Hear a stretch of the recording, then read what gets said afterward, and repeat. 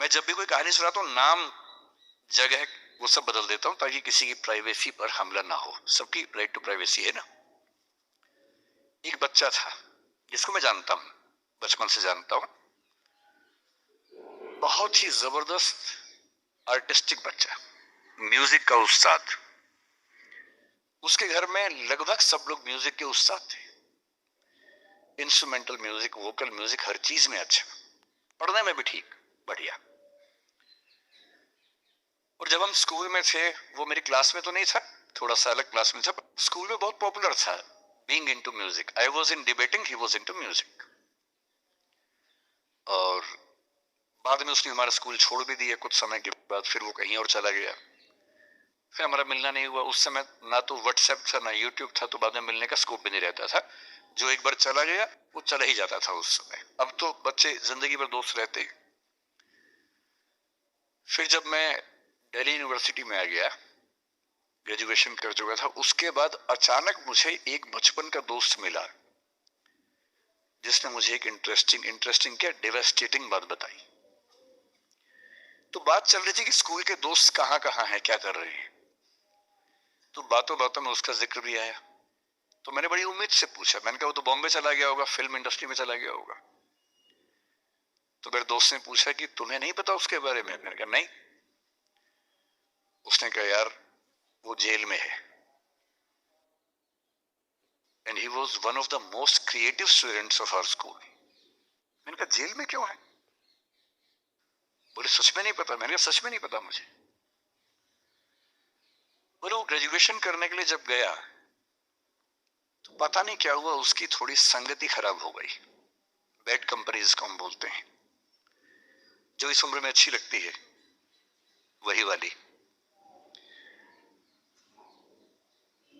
तो college life में थोड़ी बहुत बैड कंपनी सबकी होती ही है, हल्की फुल्की होती है, एक सामान्य बात है। अच्छा, बच्चा बच्चा ना रहे ये भी तो अच्छी बात नहीं है ना। थोड़ा बचपन तो जीना भी चाहिए, थोड़ा शरारतें करनी भी चाहिए। पर किसी किसी का दुर्भाग्य होता है कि ज्यादा हो जाता है, उसके साथ ऐसा हुआ। उस सब प्रोसेस में उसको ड्रग्स की आदत लग गई। और ड्रग्स की आदत, ड्रग्स एक ऐसी चीज है, एडिक्शन ऐसी चीज है कि उसमें वन वे रास्ता होता है, टू वे नहीं होता है। आप जा सकते हैं, वापस नहीं आ सकते। मतलब 1000 लोग जाएंगे तो उनमें से एक आध वापस आएगा, वो भी इतने मुश्किलों से जो ऑलमोस्ट इम्पॉसिबल है। I have seen many such cases.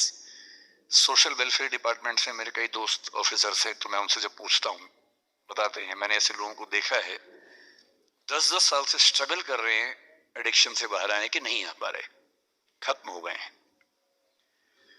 उस बच्चे को ड्रग्स की आदत पड़ गई कॉलेज में जाके, पेरेंट्स को पता ही नहीं था। तो जब पेरेंट्स को भनक लगी तो उसको दबाव बनाया कि तुम घर आ जाओ। अब वो जिस कंपनी में था, दोस्तों वाली कंपनी में, वहां अब ड्रग्स तो बहुत महंगे होते थे, पैसे घर से बहुत कम आते थे, जितने पैसे एक मिडिल क्लास फैमिली दे सकती है।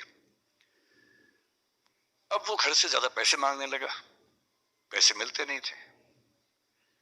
उसको अपने ही घर के लोगों पर गुस्सा आने लगा।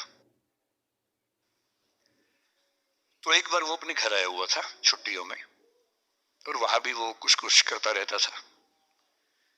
उसके पेरेंट्स ने उसको बहुत समझाया कि बेटा ऐसा मत करो। और एक दिन इस बात पे झगड़ा बढ़ गया।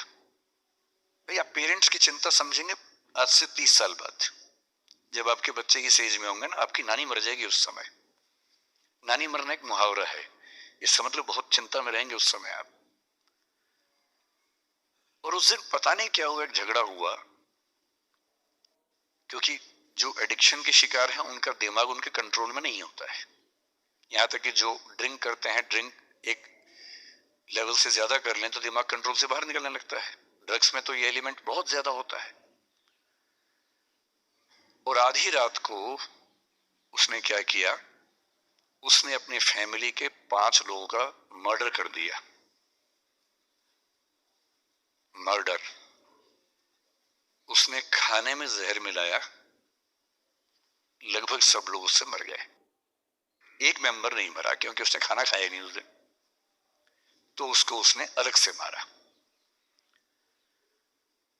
और ये बात है जब उसकी उम्र लगभग 17-18 साल की थी या 19 के आसपास रहा होगा। उसके बाद वो जेल गया। मुझे उसके बाद से पता ही नहीं कि क्या हुआ, फांसी हुई या उम्र कैद हुई या क्या हुआ।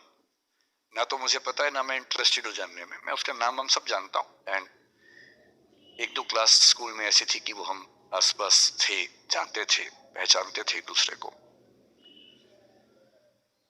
मेरी सबसे बड़ी चिंता ये होती है बच्चों को लेकर कि किसी भी गलती से वो ड्रग्स में ना चले जाएं।